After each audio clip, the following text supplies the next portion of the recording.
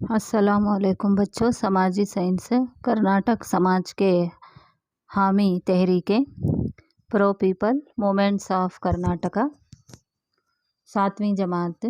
پہلا مین، ایک لفظ یا ایک جملے میں جواب دیجیے۔ پہلا، تنگا نزب کو بچاؤ تحریک کی شروعات کیوں ہوئی؟ جواب، سہیادری پہاڑی سلسلوں کی اہم دریائے تنگا کا پانی گندا ہوتا دیکھ کر تنگا نزب بچاؤ تحریک کی شروعات ہوئی۔ دوسرا، اپیکو تحریک سے کیا مراد ہے؟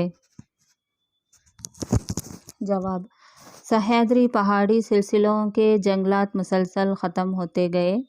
پیڑ پودوں کو بچانے اور بڑھانے کی غرض سے اس کی بربادی یا تباہی کو روکنے کے لیے ہندوستان کے مختلف علاقوں میں چپکو یا اپیکو تحریکیں شروع ہوئیں۔ سوال نمبر 3، معاشرتی جنگلات کے معنی کیا ہیں؟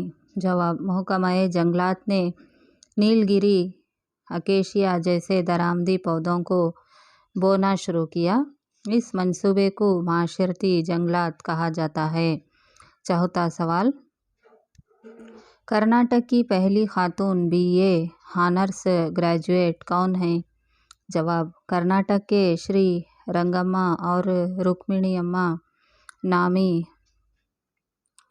خاتون بی اے آنرس کی ڈگری پانے والی پہلی خاتون ہیں۔ دوسرا مین، 2 یا 3 جملوں میں جواب دیجیے۔ پہلا، قدیم تالابوں کو کیوں بچانا چاہیے؟ جواب، ضلع داونگیرے کے ہریہر میں پالی فائبر کی صنعت میں جو غیر ضروری اشیاء ہوتے ہیں ان کو دریائے تنگبھدرا میں بہا کر ندی کا پانی آلودہ کر رہے ہیں، جس کو روکنے کے لیے تحریک بھی چلائی گئی۔ دیگر ایسی تحریکیں کاروار کے سی برڈ بندرگاہ کے خلاف تحریک، ساحلی علاقے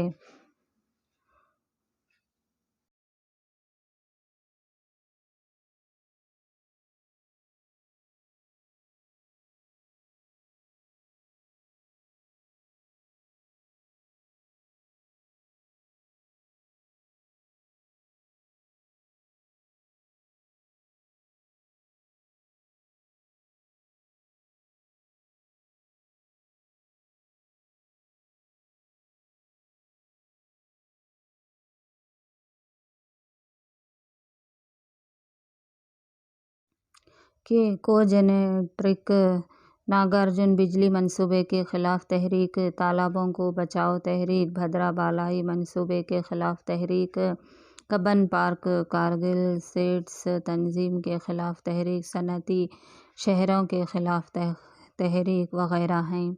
تالابوں کو بچانا چاہیے کیونکہ کسانوں کو نقصان نہ ہو۔ کسانوں کے فصلوں کے فائدوں کے لیے تالابیں بچانا ضروری ہے اور پانی کے ذرائع بچانے سے ہمیں ہی فائدہ ہوگا۔ دوسرا سوال، اہم ماحولیاتی تحریکوں کی فہرست بنائیے۔ جواب، ضلع داونگیرے کے ہریہر میں پالی فائبر کی صنعت میں جو غیر ضروری اشیاء ہوتے ہیں ان کو دریائے تنگبھدرا میں بہا کر ندی کا پانی آلودہ کر رہے ہیں، جس کو روکنے کے لیے تحریک بھی چلائی گئی۔ دیگر ایسی تحریکیں کاروار کے سی برڈ بندرگاہ کے خلاف تحریک، ساحلی علاقے کے کوجنریک ناگارجن بجلی منصوبے کے خلاف تحریک، تالابوں کو بچاؤ تحریک، بھدرا بالائی منصوبے کے خلاف تحریک، کبن پارک کارگل سیڈس تنظیم کے خلاف تحریک، صنعتی شہروں کے خلاف تحریک وغیرہ ہیں۔ حال ہی میں قومی اور بین الاقوامی سطح میں شہرت پانے والی تحریکیں یہ ہیں: کرناٹک میں ہونے والی کان کنی کے خلاف تحریکیں۔ یہ تحریکیں بیلاری، ٹمکور، چتردرگا، چکمگلور، شمالی کینرا اور داونگیرے رام نگر جیسے ضلع میں کانوں کی دولت کو لوٹنے والی طاقتوں کے خلاف چلائی گئی تھیں۔ ہندوستان کی عدالت عالیہ ماحول کی حفاظت کو سنجیدگی سے لے کر فیصلے سنائے ہیں۔ کرناٹک لوکایکتا نے عوامی مفاد کے مقدموں کے مدنظر غیر قانونی کان کنی کے متعلق جو تفصیلی تحقیقات کی اور کیفیت کو قلمبند کیا ہے وہ قابل غور ہیں۔ ان سب کے نتیجے میں قدرتی ماحول کی تباہی میں کمی ہو رہی ہے۔ ابھی بھی کئی تحریکیں جاری ہیں۔ یہ بات تسلی بخش ہے کہ مصنوعی کیمیا کی وجہ سے زمین کو خراب کرنے کے بدلے قدرتی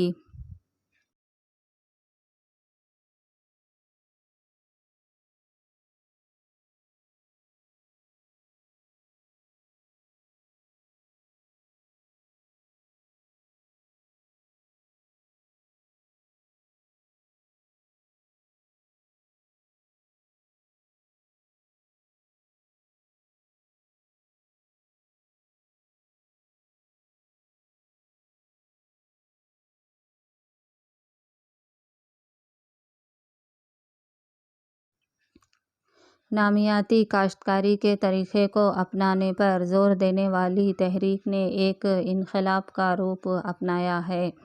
کرناٹک میں نامیاتی کاشتکاری کمیشن کے قیام سے نامیاتی زراعت کی حوصلہ افزائی ہو رہی ہے۔ بہت سارے کسان نامیاتی زراعت کا فائدہ اٹھا رہے ہیں۔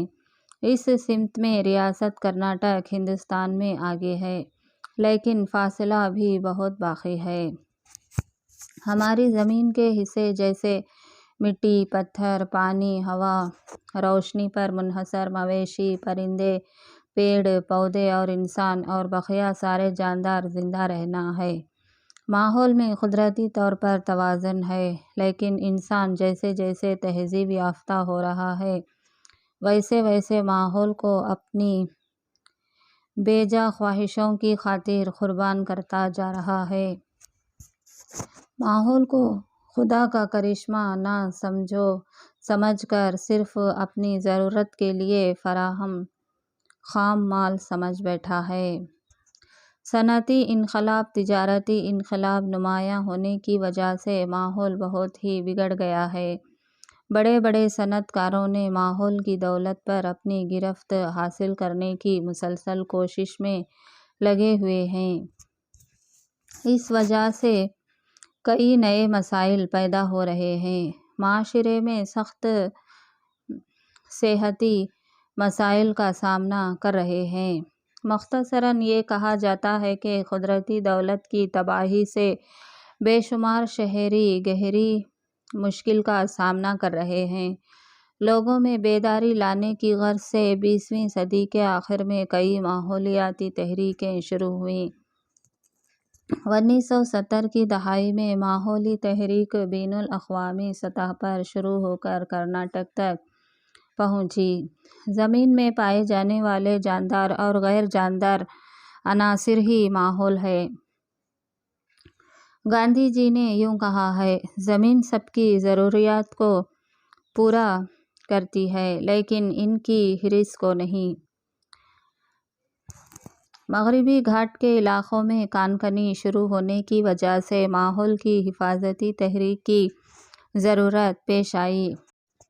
سہیادری گنی ودھی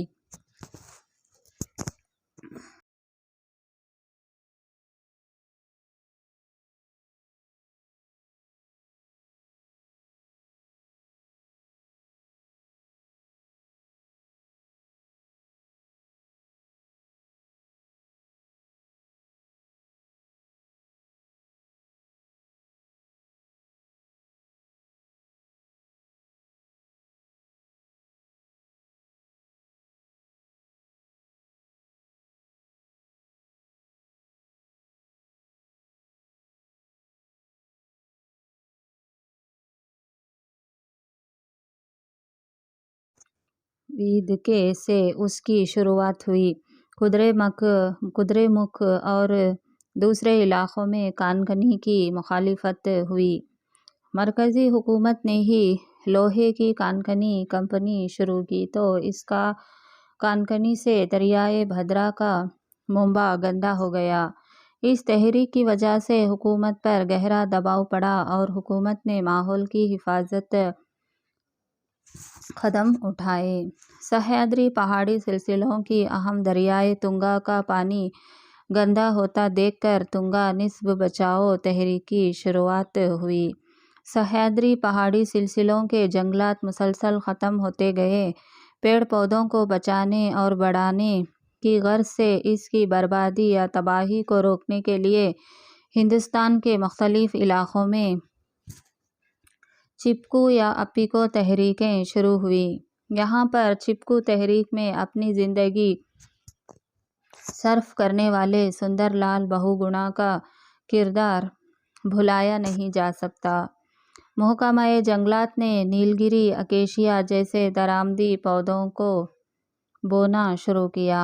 اس منصوبے کو معاشرتی جنگلات کہا جاتا ہے، لیکن بہت سے ماہر ماحولیات نے شجر کاری کی مخالفت اس لیے کی کہ معاشرتی جنگلات کے درخت زیر زمین پانی کے سطح کو کم کر دیتے ہیں۔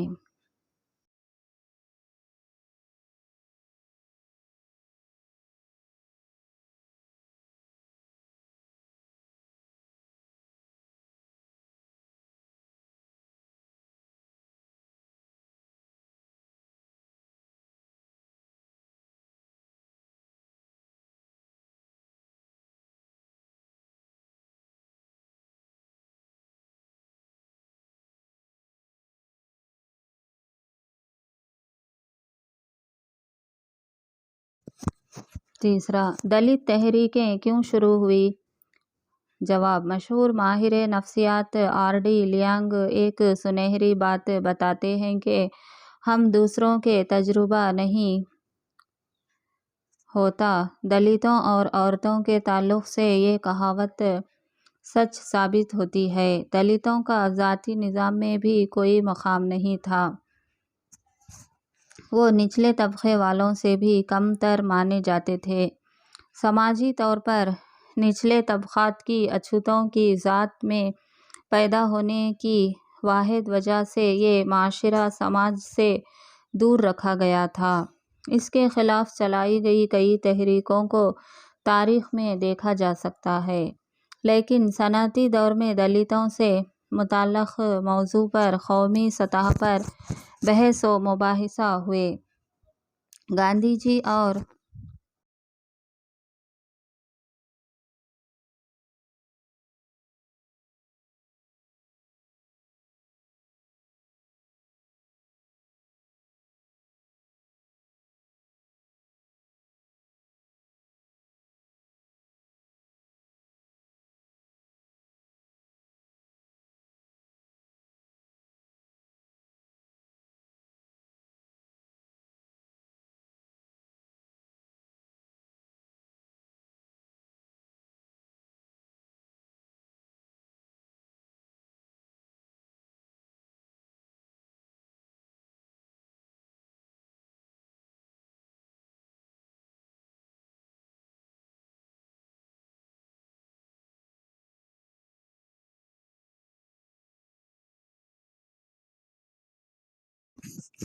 امبیڈکر کے درمیان 1930 کی دہائی میں ہونے والے بحث و مباحثہ اس کے گواہ ہیں۔ دونوں کا مقصد ایک ہی تھا، لیکن اس کو پانے کے راستے الگ الگ تھے۔ سوامی وویکانندا کے مشورے پر دلتوں کے اہم مسائل کو سنجیدگی سے لیتے ہوئے چامراج وڈیار دھام نے دلتوں کے لیے الگ سے مدرسوں کا انتظام کیا۔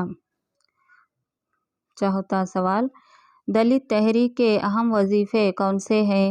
جواب: پہلے دلتوں کی طرف سے کئی غیر دلتوں نے جدوجہد کی تھی، لیکن اب دلت ہی اپنے مسائلوں کی نمائندگی کر رہے ہیں۔ ان کے لیے امبیڈکر کا فلسفی نظریہ ہی اصل حوصلہ افزائی ہے۔ تعلیم، تنظیم اور تحریکیں ہی دلت تحریکوں کے اہم وظیفے تھے۔ دلتوں کے مسائل کے حل کے لیے سیاسی کامیابی کو اپنا مقصد بنا کر اتحاد کے ساتھ بیدار ہونے لگے۔ دلت جماعت میں امبیڈکر خودداری کی علامت بنے اور ساتھ ہی دلتوں کا سورج لقب سے نوازے گئے۔ ان سب تبدیلیوں کی گونج کرناٹک میں سنائی دینے لگی۔ 20ویں صدی میں تشکیل پانے والی غیر برہمی تحریکیں دلتوں سے ہٹ کر تھیں، اس پر سوال اٹھاتے ہوئے 1970 کے دہائی میں دلت تحریک رونما ہوئی اور یہ تحریک ایک اہم طاقت بن کر ابھری۔ حیدرآباد کرناٹک علاقے میں بی شیام سندر نے 1970 میں بھیما سینا تنظیم قائم کی۔ دلت تحریک کو بسوا لنگپا بھوسا کے واقعے نے ایک نیا موڑ دیا۔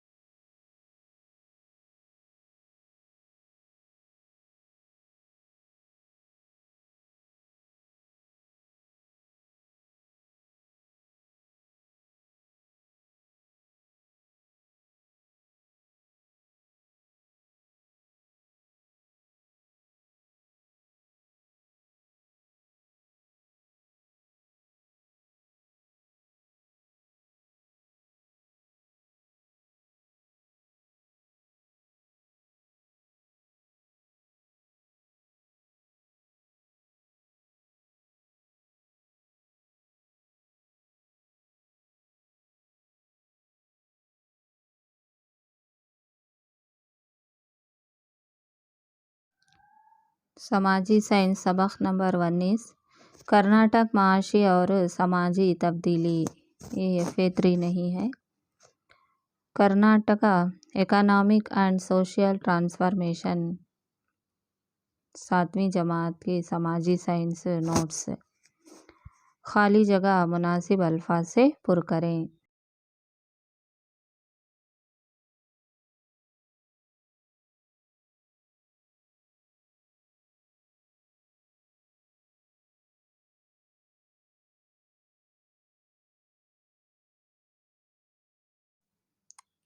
پہلا، بی ڈی جتی ہندوستان کے سابق نائب صدر تھے۔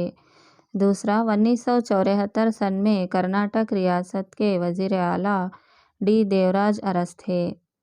تیسرا، 1975 میں قائم پسماندہ طبقات کمیشن کے صدر ایل جی ہاونور تھے۔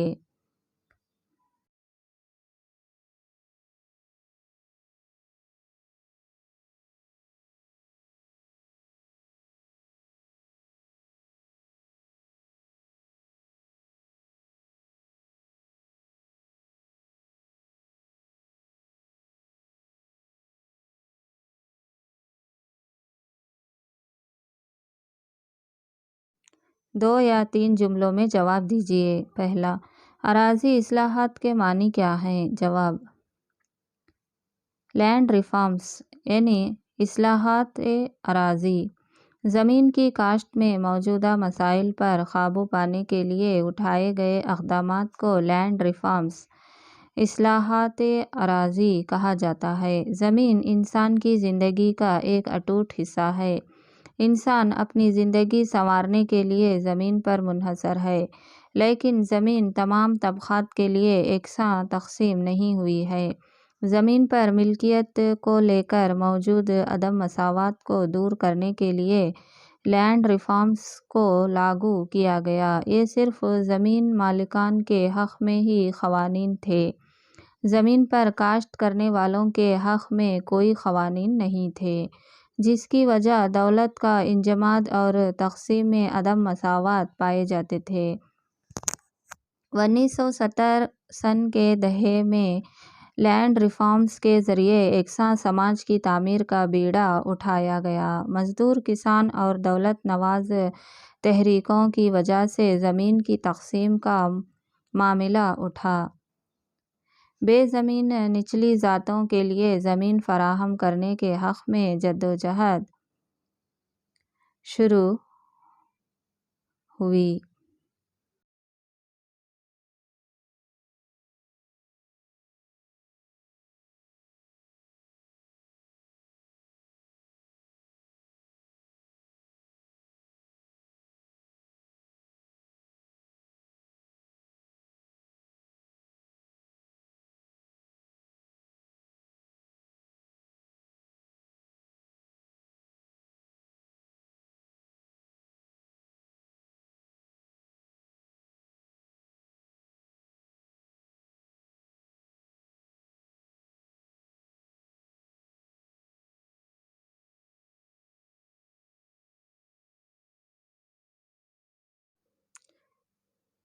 دوسرا سوال، اہم اراضی اصلاحات کون کون سے ہیں؟ جواب، اہم اراضی اصلاحات: پہلا، زمینداری نظام کا خاتمہ۔ زمین پر مالکان کی گرفت کو کم کرنا ہی اس اقدام کا اہم مقصد ہے اور لینڈ ریفارمز میں یہی اہم ہے۔ 1955 میں ہندوستان کے سابق نائب صدر بی ڈی جتی کی قیادت میں ایک کمیٹی تشکیل دی گئی جس نے لینڈ ریفارمز کے لیے چند سفارشات پیش کیے۔ کمیٹی نے ہر ایک خاندان کے لیے زمین کا نشانہ مقرر کیا جس کے تحت ہر ایک خاندان کو 116 ایکڑ خشکی 27 ایکڑ تری زمین کا اہل قرار دیا گیا۔ یہ سفارشات غریبوں کے حق میں نہیں تھے۔ 1957 میں جاری کردہ ان سفارشات کے تحت نظام میں مؤثر تبدیلی ممکن نہیں ہوئی۔ 1974 کے اراضی اصلاحات قوانین اس نظام کے خاتمے میں اہم کردار نبھایا۔ دوسرا، گینی نظام میں سدھار، کرایہ داری۔ ہندوستان میں گینی دار یعنی زمین کی کاشت کرنے والے کئی مسائل کا سامنا کر رہے تھے۔ ان مسائل کے حل کے لیے 1974 میں وزیر اعلیٰ ڈی دیوراج ارس نے کاشتکار زمین کا مالک نامی انقلابی قانون کرناٹک میں جاری کیا، جس کی وجہ سے صدیوں سے کاشت کر رہے اکثر بے زمین کسان زمیندار بن گئے۔ 1974 لینڈ ریفارمز اراضی اصلاحات ترمیمی ایکٹ کے اہم نکات: پہلا، ہر قسم کے کرایہ داری کو رد کر دیا گیا۔ دوسرا، کسان جس زمین پر کاشت کرتے تھے اس پر حق جمانے کا موقع فراہم کیا گیا۔ تیسرا، کرایہ داری کی تمام زمین حکومت کی تحویل میں چلی گئی اور زمین پر حق حاصل کرنے اور معاوضہ کے خواہشمند ٹریبیونل کے ذریعے عرض دائر کر سکتے تھے۔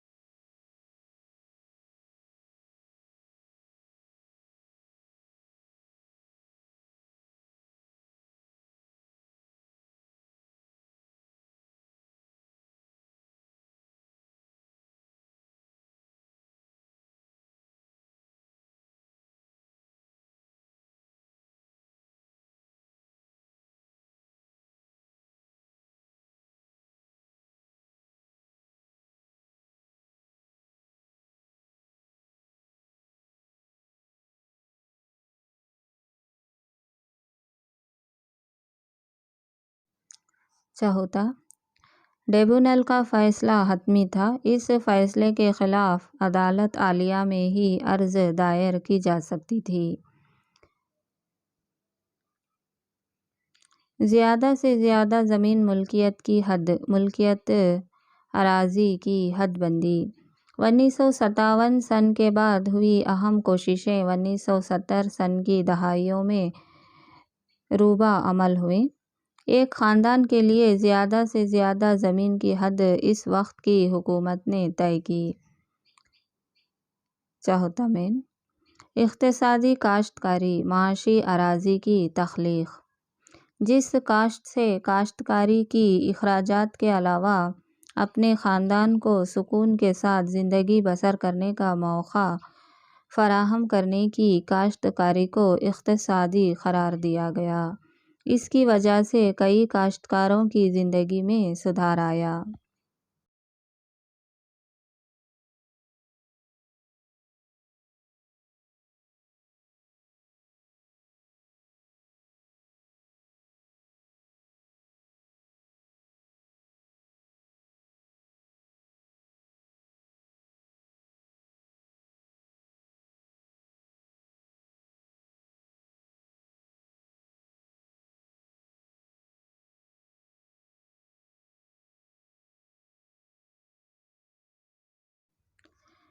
पाँचवा, इमदादी काश्त का फ़रोग़, कोऑपरेटिव खेती का फ़रोग़। किसान अपनी जानिब से कोऑपरेटिव इदारों को क़ायम करके अपनी तमाम काश्त की ज़िम्मेदारी दीगर किसानों को सौंप कर मुत्तहदा तौर पर काश्तकारी करते हैं। फसल हाथ लगने पर ज़मीन की मुस्तक़ल तरक्की के लिए दरकार सरमाया को अलहदा करके बक़िया हिस्सा आपस में बाँट लेते हैं और इसको इमदादी काश्तकारी निज़ाम कहते हैं। अराज़ी इस्लाहात के ज़रिए बेज़मीन अफ़राद को ज़मीन के मालिकाना हुकूक़ बेहद क़लील तनासिब के तहत हासिल हुए। मालिकों के हुकूक़ का तहफ़्फ़ुज़ किया गया। इमदादी काश्तकारी निज़ाम से किसानों को थोड़ा बहुत फ़ायदा हासिल हुआ, लेकिन इस निज़ाम को हसब तौक़ा कामयाबी नहीं मिली।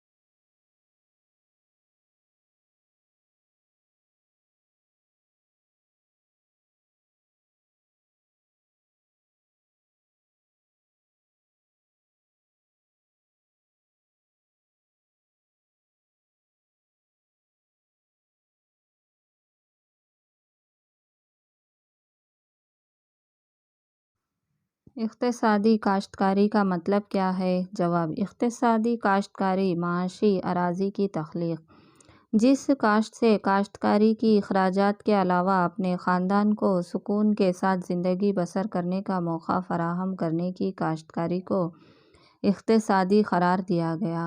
इसकी वजह से कई काश्तकारों की ज़िंदगी में सुधार आया।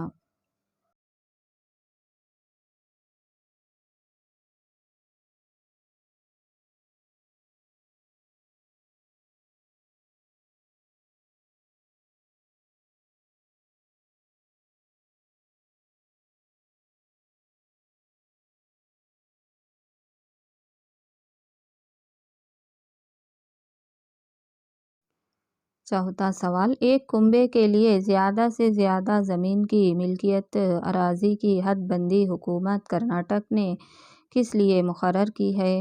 जवाब, ज़्यादा से ज़्यादा ज़मीन मिल्कियत की हद मुल्कियत अराज़ी की हद बंदी 1957 सन के बाद हुई अहम कोशिशें 1970 सन की दहाइयों में रूबा अमल हुई। एक ख़ानदान के लिए ज़्यादा से ज़्यादा ज़मीन की हद इस वक्त की हुकूमत ने तय की। 1974 सन में ज़मीन की ज़्यादा से ज़्यादा हद इस तरह मुकर्रर की गई। पानी की सहूलत के बग़ैर खुश्की ज़मीन हो तो इसकी हद फ़ी कुंबा 54 एकड़, पानी की सहूलत हो और 2 से ज़्यादा फसलें उगाई जाएँ तो फ़ी कुंबा 10 से 18 एकड़। अगर एक फसल वाली ज़मीन हो तो फ़ी कुंबा ज़्यादा से ज़्यादा 27 एकड़ मुकर्रर किया गया था। 1977 सन में इनाम मनसूख क़ानून जारी किया गया। पाँचवां सवाल, कोऑपरेटिव खेती निज़ाम क्या है? जवाब, इमदादी काश्त का फ़रोग़, कोऑपरेटिव खेती का फ़रोग़। किसान अपनी जानिब से कोऑपरेटिव इदारों को क़ायम करके अपनी तमाम काश्त की ज़िम्मेदारी दीगर किसानों को सौंप कर मुत्तहदा तौर पर काश्तकारी करते हैं। फसल हाथ लगने पर ज़मीन की मुस्तक़ल तरक्की के लिए दरकार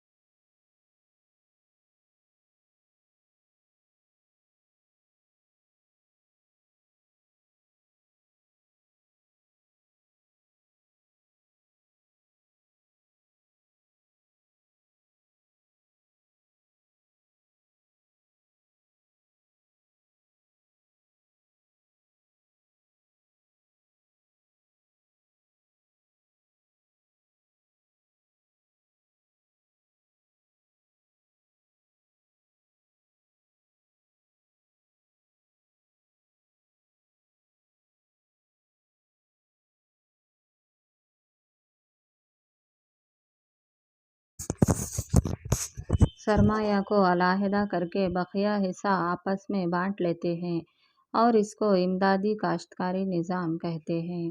اراضی اصلاحات کے ذریعے بے زمین افراد کو زمین کے مالکانہ حقوق بے حد قلیل تناسب کے تحت حاصل ہوئے۔ مالکوں کے حقوق کا تحفظ کیا گیا۔ امدادی کاشتکاری نظام سے کسانوں کو تھوڑا بہت فائدہ حاصل ہوا، لیکن اس نظام کو حسب توقع کامیابی نہیں ملی۔ 6واں سوال۔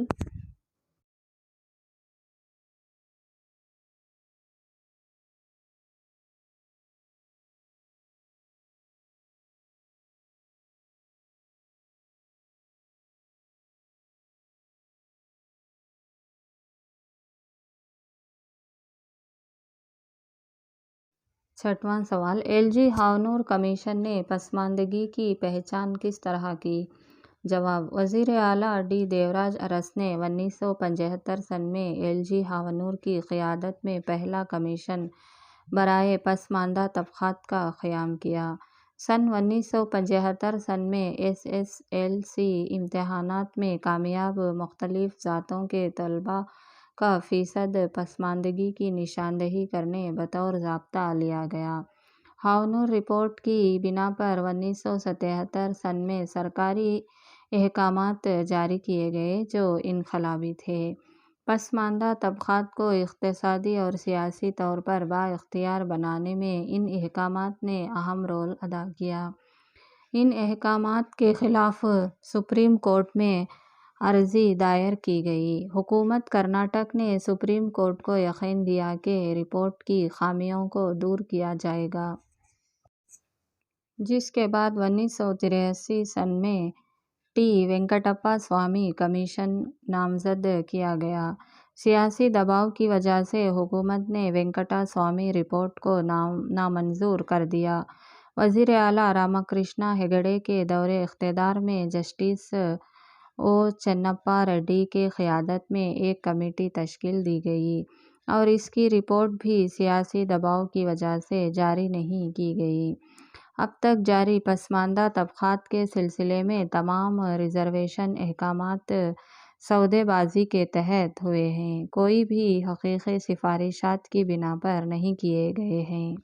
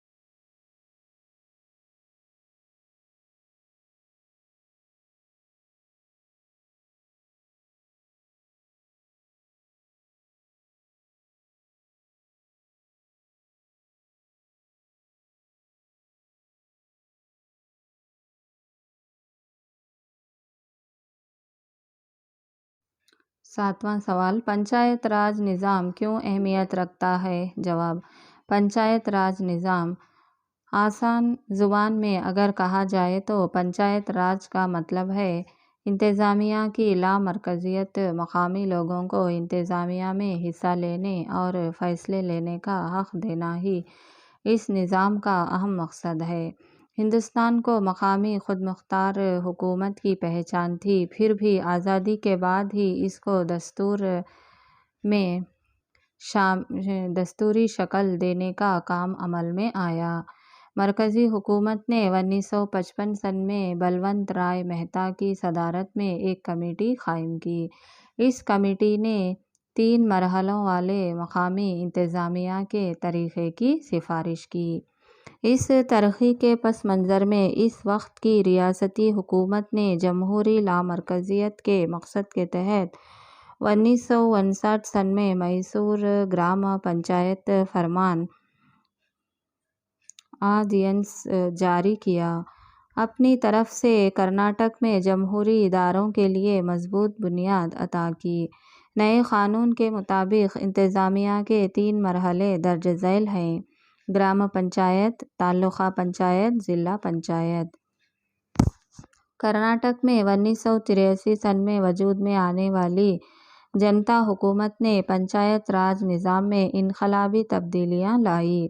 اس کے معمار ہیں اس وقت کے وزیر برائے محکمہ پنچایت راج شری نذیر صاحب۔ پنچایت راج نظام نے دلتوں، عورتوں اور پسماندہ طبقات کو خود مختار حکومت میں حصہ لینے کے لیے بہت سارے مواقع فراہم کیے ہیں۔ یہ نیا نظام رفتہ رفتہ کرناٹک کا سماجی اور سیاسی نقشہ ہی بدل ڈالا۔